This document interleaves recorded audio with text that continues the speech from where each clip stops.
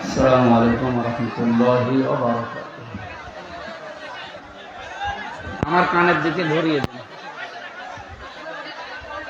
বসতে বলেন তো, সব বসতে বলুন, বসতে বলুন। কি করে?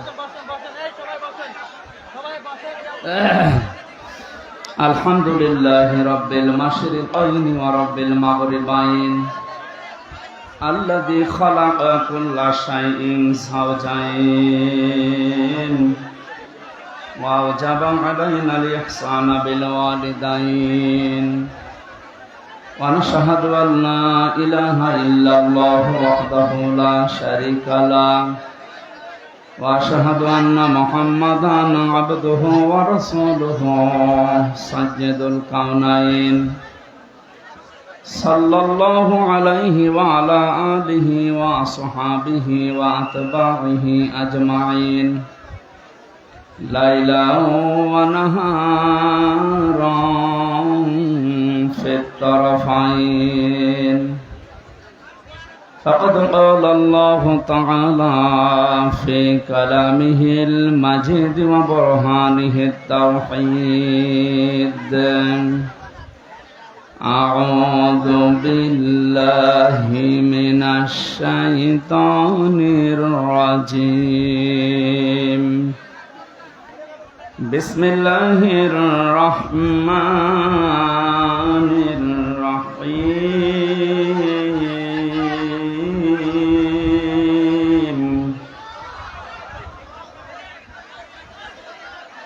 تلك الدار الآخرة نجعلها للذين لا يريدون علوا في الأرض ولا فسادا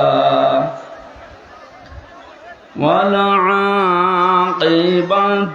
للمتقين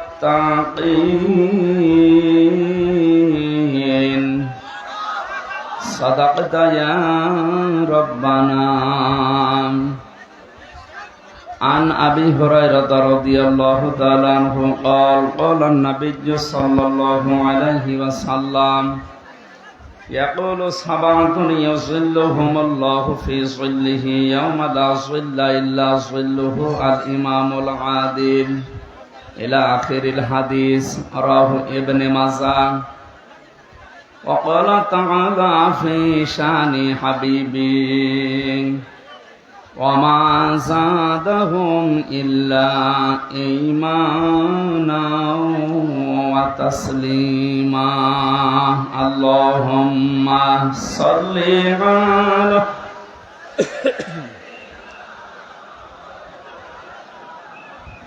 দাঁড়িয়ে আছেন কেন? বসেন, দাঁড়িয়ে আছেন কেন?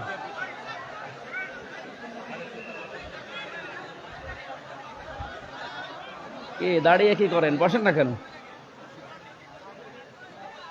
আমাদের প্রভু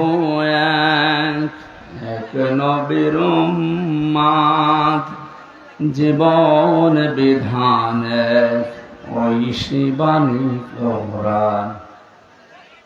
তবে কেন এক নও হে মুসলমান,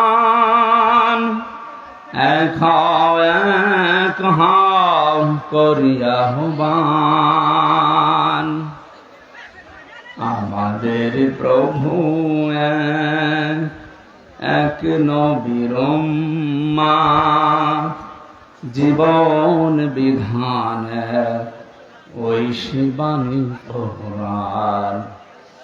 তবে কেন এক নও হে মুসলমান,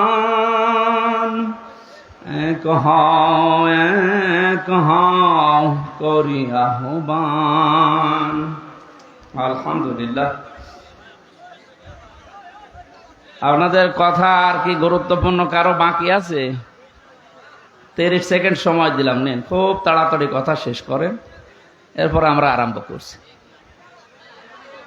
এই একটু তাড়াতাড়ি বলেন, যত জোরে পারেন বলেন।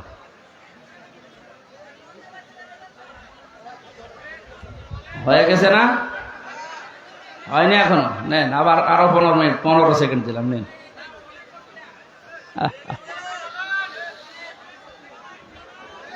বাংলাদেশের ঐতিহ্যবাহী জেলা কুষ্টিয়া। কি এগুলো দিয়েছেন ওপরে কি করতে, নাকি বৃষ্টি হচ্ছে?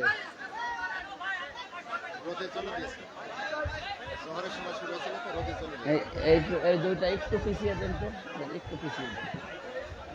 এই আপনারা পিছিয়ে বসেন, যান যান পিছান পিছান, আরো পিছান, আরো পিছান, তাড়াতাড়ি করেন, আরো পিছান, যান যান পিছান। ঠিক আছে ভাই, একটু পিছিয়ে দেন, একটু পিছিয়ে দেন।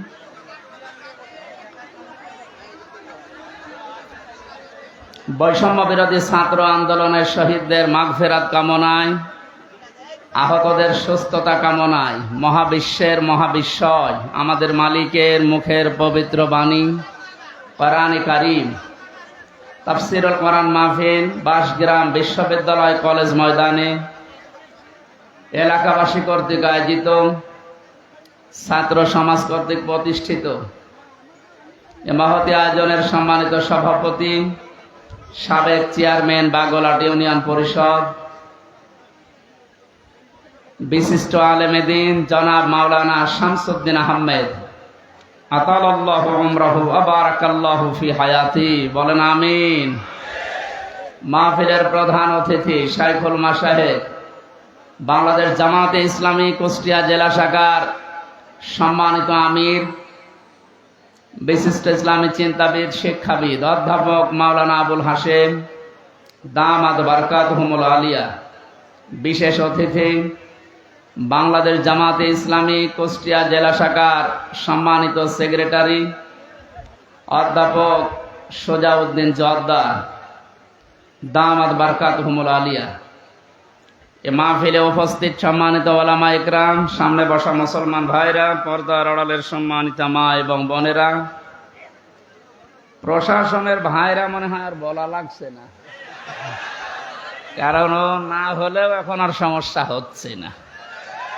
তারপরেও যখন এসেছে বলি নাকি, এসেছে না, দেখলাম তো আমার পেছনে প্রশাসনের ভাইরা, এরা যে আর ঝামেলায় আছে এখন তো আমরা দেখতে পাচ্ছি। আমার বাড়ির নিচতলায় এক পুলিশ ভাড়া থাকে, 5 তারিখের পর যে কোথায় গেছে আল্লাহ জানে আর ও জানে। ডাল মত জাতি বর্ণ ধর্ম নির্বিশেষে কোরআন শুনতে যারা এসেছেন, এটা এখন ইবাদত চলছে। এটা কি বলেন তো? ইবাদতে তো একটু কথা বলা যায়, নামাজ একটা ইবাদত না? বলেন না কেন? এই ফ্যান কয়েকটা আছে, গুনে নেওয়া যায়। নামাজের ভেতরে দিকে দিকে তাকানো যায়? নামাজ যেমন ইবাদত মনে করছেন, এখানে 1 ঘন্টা ব্যয় করা এটা পুরাটা ইবাদত। কথা বুঝতেছেন? এই ইবাদতটা আমরা অনেকে বুঝি না। এখানে যে ইবাদত চলছে এটা মানেন তো? মানেন আপনারা? ইবাদত যেভাবে করা লাগে, কষ্ট হলেও ওইভাবে থাকবেন। দাঁড়িয়ে আছেন থাকেন, বসে আছেন ওখানে বসেন। 1 ঘন্টা আমরা কোরআনে কারিমের, আপনি লিখে দিলেন তাফসীরুল কোরআন মাহফিল, তাফসীর আকারে কথা বলার চেষ্টা চালাবো ইনশাআল্লাহ। যিনি আমাদেরকে এই দিনের বেলায় হাজারো কাজ ছিল সব বাদ দিয়ে কোরআনে কারিম বোঝার জন্য সময় বের করে দিলেন, আলহামদুলিল্লাহ। তিরমিজি শরীফের হাদিস, নবীজি বলেন, মসজিদে নববীতে প্রবেশ করে দেখি বামে কিছু মানুষ আল্লাহর জিকির করছে, ডান দিকে তাকালাম দেখলাম কিছু মানুষ আল্লাহর কোরআনে কারিম নিয়ে আলোচনা করছে। নবীজি বললেন 2টা দল ভালো কাজে আছে, তবে সবচাইতে উত্তম কাজে আছে আল্লাহর কাছে তারা যারা কোরআনে কারিম নিয়ে ব্যস্ত আছে। এ মুহূর্তে আমার মালিক আমাকে নির্দেশ দিয়েছেন আমি যেন কোরআনে কারিমের এই জায়গায় শ্রোতা হিসাবে বসে তাদের আলোচনায় লিপ্ত হই। কুষ্টিয়াবাসী, আপনি খেয়াল করলেন কি বললাম? মুহাম্মাদুর রাসূলুল্লাহ সাল্লাল্লাহু আলাইহি ওয়াসাল্লাম, উনি যদি এখন জীবিত থাকতেন আর এই কুষ্টিয়ার এই জেলার উপর দিয়ে হেঁটে যেতেন, এ বাঁশগ্রাম কলেজ ময়দানে কোরআনের আলোচনায় তিনিও শ্রোতা হয়ে আমাদের সাথে বসে পড়তেন। এটা হামজার কারণে, আবুল হাশেমের কারণে, কিসের কারণে বলেন তো? কোরআনের কারণে। যে জায়গায় নবী বসতেন ওই জায়গায় আমি আপনি এখন বসে আছি, কত দামি জায়গা এটা। আর একবার বলেন আলহামদুলিল্লাহ। আল্লাহ রাব্বুল আলামিন বলেন, লাইন শাকারতুম লাযীদান্নাকুম ওয়া লাইন কাফারতুম ইন্না আযাবি লাশাদীদ। আমি গতানুগতিক কথা বলি কম, যেটা বলছি বাস্তবের সাথে মিলাবেন। সূরা ইব্রাহিমের 7 নম্বর আয়াতের শেষের দিকে আছে, 13 নম্বর পারার 15 নম্বর পৃষ্ঠা 7, 5, 4, 5 নম্বর লাইনে আছে। আল্লাহ পাক বলেন, নবী শুকরিয়া যদি আদায় করেন আমি নিয়ামতকে জীবনে বাড়িয়ে দেব, শুধু বাড়িয়ে দেব। এতটুকু কথা আল্লাহ বলে শেষ করে দিতে পারতেন। লামে তাকিদ নুনে সাকিলা, সুপারলেটিভ ডিগ্রি দিয়েছেন আল্লাহ। আল্লাহ এত বড় গ্যারান্টি সূচক শব্দ দিলেন যে অবশ্যই আমি আল্লাহ বাড়িয়ে দেব যদি নিয়ামতের শুকরিয়া আদায় করো। জন্মের পর থেকে বাক্যটা আমরা শুনছি, আল্লাহর এই আয়াতটা। আমরা মনে করি নিয়ামতের শুকরিয়া মানে টোটি পর্যন্ত খেয়ে একেবারে ঢেকর তুলে বলবো আলহামদুলিল্লাহ, হয়ে গেল নাকি? এটা তো শুকরিয়া আদায়ের একটা বাক্য মাত্র। কোন মানুষ যদি শুকরিয়া আদায় করতে চায় নিয়ামতের, এই আয়াতের তাফসিরে মুফাসসির লিখেছেন 3টা শর্ত তাকে মানা লাগবে। 1 নম্বরে তার মুখে স্বীকার করা লাগবে যে হ্যাঁ এটা নিয়ামত। আগস্টের 5 তারিখের আগে আমরা যেখানে ছিলাম আর আজকে যেখানে আছি এটা পুরাটাই আলাদা।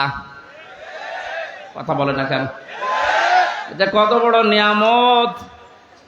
কিছুদিন আগে বাংলাদেশ জামাতে ইসলামী কুষ্টিয়া জেলা শাখার উদ্যোগে 550 আলেমকে এক জায়গায় ডাক দিয়েছিল। সব ঘরানার আলেম সেখানে ছিল। 550 আলেম 3.5 ঘন্টা 4 ঘন্টা আমরা আলোচনা করেছি। কোনো বাধা নেই, কোনো চিন্তা নেই, মনের ভেতরে কোনো আতঙ্ক আমরা হইনি। অথচ আগস্টের 5 তারিখের আগে 550 না 5.5 জন এক জায়গায় হলে 10টা মামলা হয়ে যেত। বিশেষ করে আলেমরা। কথা বলে না কেন? কোন জায়গা থেকে আমরা কোন জায়গায় আসলাম টের পাচ্ছেন? পরাধীন এবং স্বাধীন 2টা শব্দ। স্বাধীন দেশে বসবাস করে আমরা অনেকেই এতদিন পরাধীন। এখন যেহেতু স্বাধীনতার কিছুটা সুখ পেয়েছি, এই জন্য নিয়ামত হিসাবে মনে করছি, আমরা স্বীকার করে নিলাম যে হ্যাঁ এ মুক্ত জীবন, এটা নিয়ামত। 2 নম্বর, আপনার মনের ভেতরে একটা আনন্দ লাগবে, যেটা আমার লাগছে। কিন্তু এদেশে সবার এই আনন্দ লাগছে না। 100 জনের 80 জন মানুষ আমরা এখন আনন্দিত, খালি 20 জন মানুষ বলছে আপা ঘাবড়াবেন না। এই 20 জনের অবস্থা এরকম, আপা ঘাবড়াবেন না। আপনি ঘাবড়ালে আমরা নরম হয়ে যাই। এর সংখ্যা কয়জন? মাত্র 20 জন। আমরা 80 জন কিন্তু এখন খুশি, আনন্দে আছি। মনের ভেতরে একটা অজানা সুখ আমাদের ভেতরে দোল দিচ্ছে। এই আয়াতের তাফসিরে মুফাসসির আরেকটা তথ্য দিয়েছে, মানুষ যখন খুশি হয় তখন তার বাম স্তনের 2 আঙ্গুল নিচে একটা গোস্তের টুকরা আছে, যেটা আমরা কলব বলে জানি। ওটা তখন আনন্দে লাফাতে থাকে, শরীরের পশমগুলো খাড়া হয়ে যায়। আল্লাহ পাক বলেন আমার সালাম নামের খাতিরে তাদের ভেতরে একটা শান্তির বাতাস আমি বইয়ে দেই। জোরে বলেন আলহামদুলিল্লাহ। আমি আমার ঈমান থেকে বলছি এটা আমি পেয়েছি, সুতরাং 2 নাম্বার শর্ত হয়ে গেছে পূরণ। 3 নাম্বারটা কি? যে জন্যে নিয়ামতটা পেয়েছি ওই কাজটা ওই জায়গায় পৌঁছিয়ে দেওয়া লাগবে। বৈষম্য বিরোধী ছাত্র আন্দোলন আপনি লিখে দিয়েছেন পোস্টারের উপরে, শহীদদের আত্মার মাগফেরাত কামনায় আয়োজন। ওরা যে 9টা দাবি নিয়ে 1000-এর উপরে দেশে জীবন দিয়ে গেল, যে উদ্দেশ্য নিয়ে জীবন দিয়েছে ওই উদ্দেশ্যকে পূর্ণতায় পৌঁছাতে হলে আল্লাহর এই কালাম লাগবে। মান ক্বালা বিহি সাদাকা, যারা কোরআন দিয়ে কথা বলে এরা সত্য কথা বলে। আমান হাকামা বিহি আদালা, কোরআন দিয়ে যারা বিচার করে নবীজি বলেন এরাই ন্যায় বিচার কায়েম করতে পারে। 53 বছর কোরআনে কারিমের বিচার এদেশে এখনো পর্যন্ত আমরা দেখিনি। এই জন্য ন্যায় বিচার শুধু নামে শুনেছি, পাইনি। বিশেষ করে 16 বছরে কত মানুষ আমাদের সামনে এ বক্তব্য বহুবার দিয়েছে যে আমরা ন্যায় বিচার কায়েম করতে পেরেছি। এটা ডাহা মিথ্যা কথা। ন্যায় বিচার কায়েম করা সম্ভব তখন যখন কোরআনে কারিম এদেশের সংসদে চলবে। আর এটা তো চালাবে ধীরেন্দ্রনাথ দত্ত। এরকম মানুষ জীবনেও কোরআনে কারিমকে ওই জায়গায় নিতে চাইবে না। তার প্রমাণ সরঞ্জিত সেনগুপ্ত। এই লোকটা সংসদেই বলেছিল কোরআনের আইন এটা বর্বর আইন। কোন আয়াতের প্রেক্ষিতে? সূরা মায়দার 38 নম্বর আয়াত যখন সংসদে কে যেন বলেছিল, ওই সময় দেখলাম রিয়েক্ট করেছে, আস-সারিকু ওয়াস-সারিকাতু ফাকতাউ আইদিয়াহুমা জাযাম বিমা কাসাবা নাকালাম মিনাল্লাহ ইলা আখিরি আয়াত। আল্লাহ পাক বলেন, চর পুরুষ হোক আর নারী হোক, সাক্ষ্য প্রমাণে যদি ধরা পড়ে তাহলে তার হাত কেটে দাও। এটা দুনিয়ার শাস্তি। এই লোকটা এই আয়াতকে বড় বড় আইন বলেছিল। কারণ হচ্ছে তার ওই যে কালো বিড়াল পাওয়ার পরও বলেছিল না, হবে না। প্রমাণ করার জন্যে তদন্ত কমিটি গঠন করেন। প্রমাণ হয়েছে, হাতে নাতে ধরা পড়ার পরেও আবার কিসের দুর্নীতি দমন কমিশনের হাতে দেওয়া লাগবে, কিসের তদন্ত কমিটি গঠন করা লাগবে। ও জেনেছিল যে না, এ আইন যদি বাংলার সংসদে একবার কায়েম হয়ে যায়, আমি গুপ্তর হাত থাকবে না। এজন্য গুপ্ত মার্কা যারা, তারা কোনোদিন চাইনি এই দেশে কোরআনের এই আইনটা সংসদে যাক। এটাকে বর্বর আইন বলে তারা, যাদের হাত থাকার কথা না। কথা বলেন না কেন? এই জন্য যতদিন পর্যন্ত কোরআনে কারিমের এই নিয়ম নীতিগুলো সংসদে নিয়ে যেতে না পারবেন, ততদিন শুধু ন্যায় বিচার মুখে শুনবেন, বাস্তবে পাবেন না। আমরা চাই কোরআনের আইনগুলো 56,000 বর্গ মাইলের দেশে 100 ভাগ চালু হোক। আর ন্যায় বিচার কারে বলে, আল্লাহ যেটা গ্যারান্টি দিয়েছে ওটা যেন আমরা দেখতে পাই। কথা বলেন ঠিক কিনা? কুষ্টিয়াবাসী নরম ভাষায় একটা কথা বলছি। 53 বছর তো আমরা অনেক কিছু দেখলাম। রাজনীতি মনে না করে বাস্তবতার সাথে একটু মিলান তো। বাবা চালিয়েছিল এ দেশটা অনেক দিন, আমরা দেখেছি দুর্ভিক্ষ পর্যন্ত এসেছিল। আমি দেখি নাই, মুরব্বীরা দেখেছি। স্বামী চালিয়েছিল, অনেকের চালায়নি। কথা বলেন না কেন? চাচাও চালিয়েছে 9 বছর, যেভাবেই হোক। ভাবি চালিয়েছিল, আরে 15 বছর তো বউ চালিয়েছে। সবারটাই দেখা শেষ। কাঙ্ক্ষিত মানের শান্তি কারে বলে? দেখা তো দূরের কথা, শুনতেও পেলাম না। এখন শুধু দেখতে বাকি আছে আল্লাহর এই কোরআন দিয়ে দেশ চললে কেমন দেখা যায়। শুধু ঠিক আর চিল্লানো না, এইটা দিয়ে বাংলাদেশ চলবে, এটা কারা চান দেখি?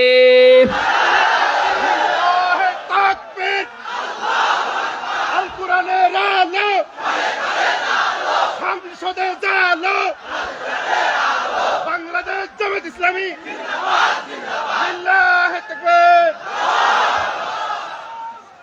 আলহামদুলিল্লাহ। এই কথা যারা এই সামিয়ানার নিচে বললেন, কথা ঠিক থাকবে তো নাকি বিড়ি ফেলে আবার উল্টিয়ে যাবেন?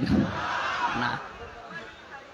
মানিত্তাবাল হুদা বিগাইরিল কোরআন আদাল্লাহুল্লাহ। তিরমিজি শরীফের হাদিস। নবীজি বলেছেন, কোরআন যদি কাউকে পরিবর্তন করতে না পারে, আর কোরআন বাদ দিয়ে পৃথিবীর কোন জায়গায় যদি কেউ ভালো হওয়ার নিয়ত নিয়েও যায়, আল্লাহ নিজে তাকে দায়িত্ব নিয়ে গোমরা বানিয়ে দেয়। এই জেলাকে বহু ভালোবাসি, আমার মাতৃভূমি এই জেলা কুষ্টিয়া।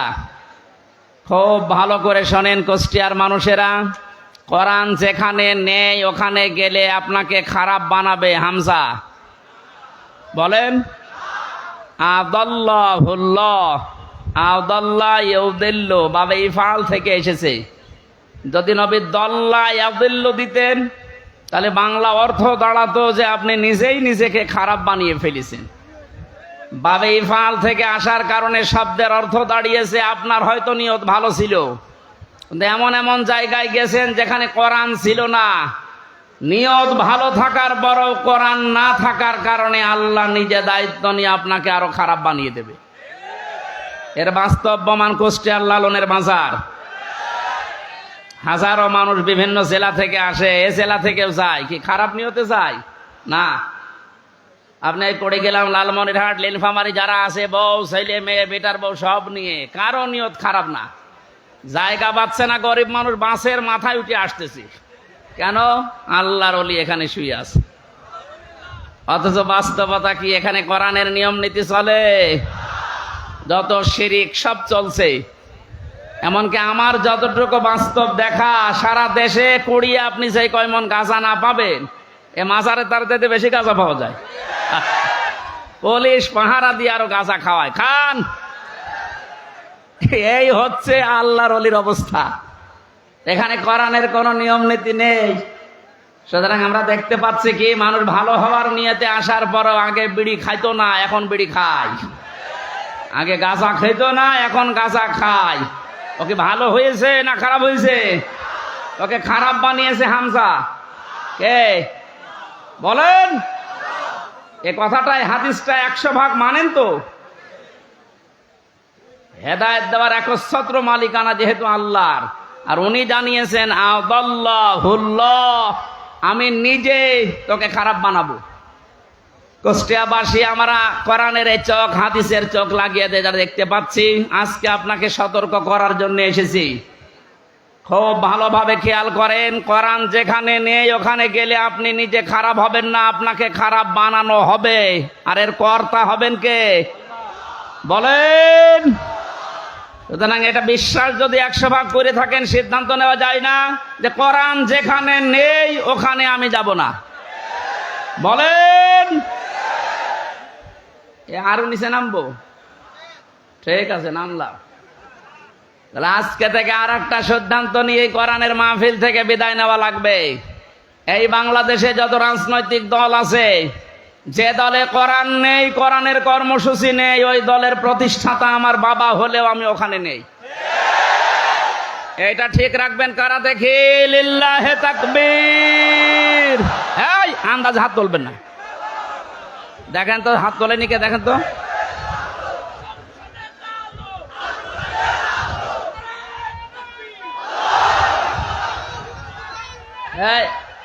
ঠিক আছে, যাক, ওয়াজ তো হয়ে গেছে, এবার মোনাজাত করে দিই। আর কি ওয়াজ করব? এর উপরে আর কোনো ওয়াজ আছে? এইটা যদি আমার মনে হয়, কালকে আমি চুয়াডাঙ্গায় ছিলাম শহরের পাশে, ওখানে মনে হয় NSI রিপোর্ট দিয়েছে যে 5 লাখ মানুষ ছিল। এত মানুষ হয়েছে, আমার জীবনে আমি অত মানুষ দেখি না এক জায়গায়। কালকে ওই জায়গায় যে হাত তুলেছে, আমার মনে হয় ওই মানুষগুলো যদি আগামী সময়ে এই কথাটা ঠিক রাখে যে যেখানে কোরআন নেই সেখানে আমি নেই, তাহলে এই দেশে আমার মনে হয় কয়েকটা দল বাদ দিয়ে বাকিগুলো সব আউট হয়ে যাওয়ার কথা। এই 5 লাখ মানুষ কালকে হাত তুলেছে, এর ভেতরে অন্তত যদি 1.5 লাখও ঠিক রাখে, তাও তো ওই আসনটা অন্তত কোরআনের হাতে চলে যায়। 1.5 লাখও ঠিক রাখবে না, দেখবেন বিড়ি আর বাকি জিনিস পেয়ে সব আল্লাহ রাস্তায় চলে গেছে। তা আমরা কুষ্টিয়ার মানুষ, আমরা চুয়াডাঙ্গা না, আমরা চরিত্র অত ঝামেলা নেই, আমরা ইনশাল্লাহ ঠিক রাখবো। বলেন।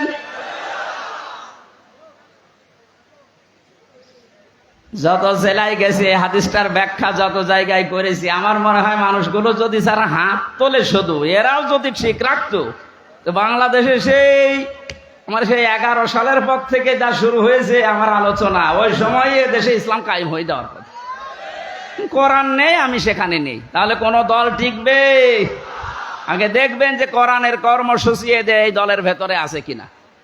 অনেক দলের ভেতরে আমরা কোরআন দেখতে পাই, কিন্তু কোরআনের আয়াত পড়ে চলে যায় বাইপাস কাটিয়ে অন্যদিকে। বিভিন্ন দরবার কেন্দ্রিক যে আলোচনাগুলো আমরা দেখি, আয়াত পড়ে ঠিক, কানে হাত দিয়ে সুর করে তেলাওয়াত করছে কুল হুয়াল্লাহু আহাদ। তাফসীর মাহফিলে, ওয়াজ মাহফিলে ইসালে সাওয়াবে আয়াতটা পড়ে, কারণ জানে যে আয়াত পড়লে তিনবার পড়লে এই সূরাটা এক খতম কোরআন শরীফ পড়ার সওয়াব হয়, এই নিয়তেই পড়ে। পড়ার পরে বাস্তবতা দেখি, হে নবী আপনি বলেন আল্লাহ এক। এবার আস্তে করে কাটছাট করে চলে যাচ্ছে উনি কুষ্টিয়ার বাইপাস দিয়ে।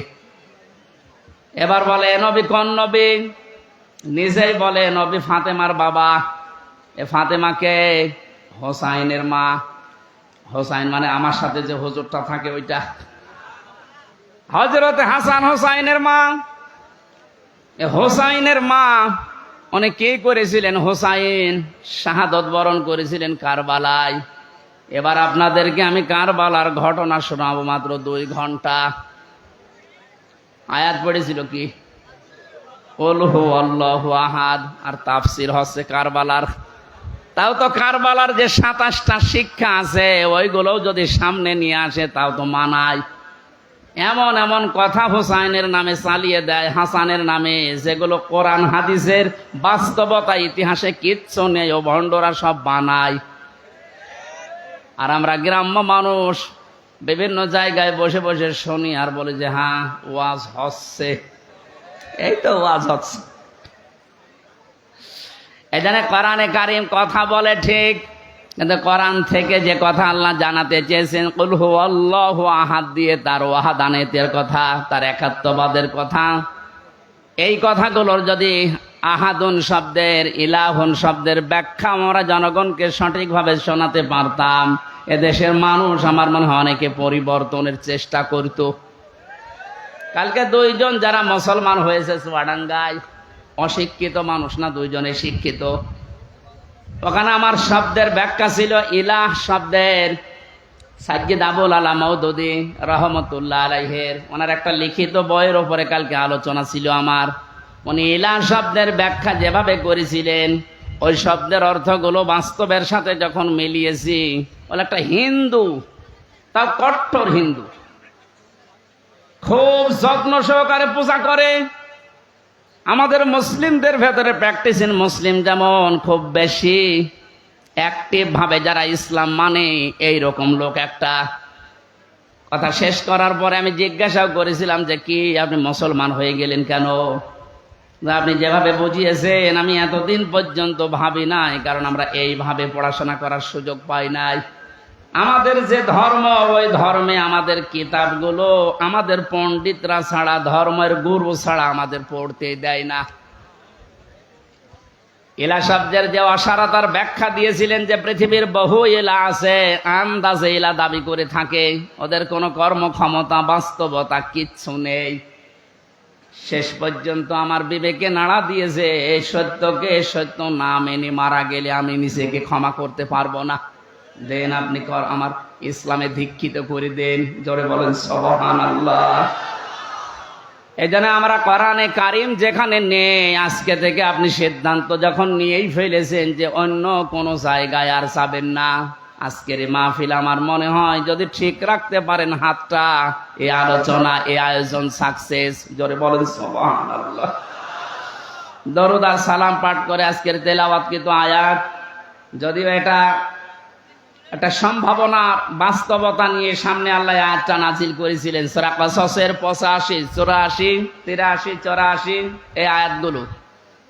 এখানে আল্লাহ রাব্বুল আলামিন কিছু মানুষকে পরকালের যে ঘর আছে, যে বিশাল জীবন আমাদের সামনে পড়ে আছে আমাদের চোখ বন্ধ হওয়ার পর, এখানে মানুষের জন্য আল্লাহ যে ঘর তৈরি করবেন, কাদেরকে কাদেরকে এই ঘরগুলো আল্লাহ দেবেন তার বর্ণনা আল্লাহ দিয়েছেন এই আয়াতে। আমরা যেহেতু শুধু দুনিয়াদার না, আমাদের সামনে আরেকটা জগৎ আছে, এটা আমাদের বিশ্বাসে আছে না নেই? কুল্লু নাফসিন যায়িকাতুল মাউত ওয়া ইন্নামা তুওয়াফাউনা উজুরাকুম ইয়াওমাল কিয়ামাহ ফামান যুহজিহা আনিন নার ওয়া উদখিলাল জান্নাতা ফাকাদ ফাজ ওমাল হায়াতুদ দুনিয়া ইল্লা মাতাউল গুরুর। কুষ্টিয়াবাসী, সূরা আলে ইমরানের 85 নাম্বার 185 নাম্বার আয়াতটার দিকে তাকান। আল্লাহ পাক বলেন, পৃথিবীর যা সৃষ্টি করেছি, জীবন যারে দিয়েছি তারে মরণ দেব। সবাইকে একদিন মারা লাগবে। মারা যাওয়ার পরে দুনিয়ার জীবনে যে যা করেছে তার পারিশ্রমিক উজরত পুরস্কার আমি পরিপূর্ণ করে দেব। আমার তো মনে হয় একজন মানুষ যারা আল্লাহর প্রতি পরকালের প্রতি বিশ্বাস হালকা পাতলাও আছে, এই মানুষের জীবনে আয়াতের দ্বারাই পরিবর্তন হয়ে যাওয়া সম্ভব। যে আমি যত কিছুই করি, টাল বাহানা যাই করি, আমার কিন্তু মরা লাগবে, এ বিশ্বাস মানুষের ভেতরে 100 ভাগ তৈরি হলে ওর জীবন পরিচ্ছন্ন হতে আস্তে আস্তে সম্ভব। কারণ যে যা করছে এটা কিন্তু বাদ যাবে না। ফামাই ইয়ামাল মিসকালা যাররাতিন খায়রান ইয়ারা ওয়া মান ইয়ামাল মিসকালা যাররাতিন শাররান ইয়ারা।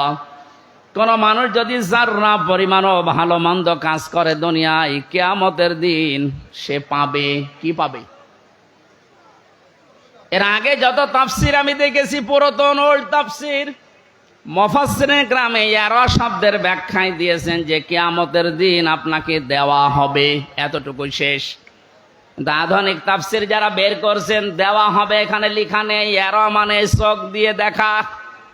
দুনিয়াতে আপনি ভালো মন্দ যাই করেন না কেন, যতটুকু করেন, কিয়ামতের ময়দানে ওইটা আপনাকে ভিডিও ক্লিপ আকারে আল্লাহ দেখাবে। জোরে বলেন আল্লাহু আকবার। এটা যদি 100 ভাগ কেউ বিশ্বাস করে, সে নিজের স্ত্রী বাদ দিয়ে কোনোদিন হোটেলে রাত কাটাবে? এদেশে কাটাচ্ছে না? কথা বলেন না কেন? 5 তারিখের পর থেকে আজকে এই 9 তারিখ, এই কয়েকদিনের ভেতরে আপনি দেখেছেন কি অবস্থা। যত যত বড় বড় মহারথী দেখতাম, ওদের চরিত্র দিয়ে এত নিচে নামতে পারে আমার বিশ্বাস ছিল না। বিশেষ করে দরবেশ তাহলে এত নিচে নামবে, অন্যের বউ ভাগিয়ে উল্টাপাল্টা কাজ চালিয়ে যাচ্ছে। দাড়ি কেটে নম হয়ে গেছে, তাহলে বোঝা যাচ্ছে ওরা দাড়ি, এটা আসল দাড়ি না, জনগণকে ধোঁকা দিয়ে বোকা বানিয়ে টাকা পয়সা আত্মসাৎ করার দাড়ি এইটা। অনেকে বিভিন্ন এরকম মেকি কাজ করে আমি দেখেছি। কুষ্টিয়ানা হালসায় যেন ওই যে 12 সাল 11 সালের দিকে এক দোকানে তেল নিচ্ছে এক লোক, দেখলাম বারবার তেলে মাপে কম দেয়।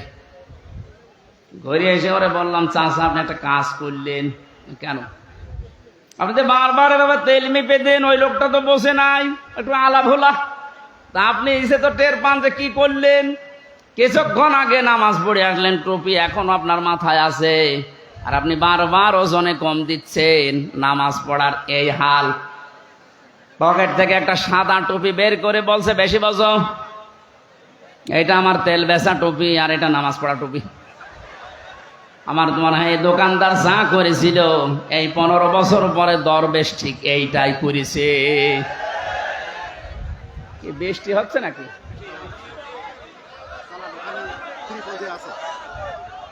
এখানে ত্রিপল দেয়া থাকলে হবে, বাকিগুলো ভেসবে।